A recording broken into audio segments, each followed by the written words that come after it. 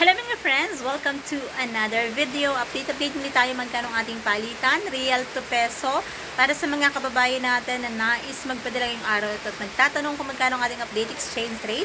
Siyempre mga friends, through STC pa rin po ito. Magkakaiba po ang palitan ng bawat bangko, pero konti lang naman ang difference nun. At least magkakaroon kayo ng idea kung magkano ang ating palitan ngayong araw ng Huwebes, February 6, 2025. Update natin, 1 real equivalent ng 15.35 pesos. Medyo mataas pa rin naman mga friends ang ating palitan. Para sa mga kababayan nais na magpadala ngayong araw na ito, yan po ang ating update exchange rate through STC ito mga friends.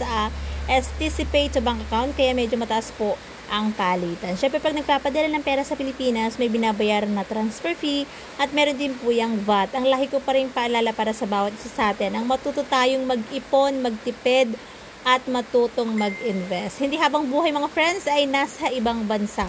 At syempre, hindi rin habang buhay malakas ang ating katawan. Kaya habang may panahon pa, malakas pa ang inyong katawan at merong kinikita, matutong mag-ipon para sa iyong sarili at para sa iyong kinabukasan. So that's it for today's video mga friends. Thank you for watching and see you on my next update. God bless everyone. Much love.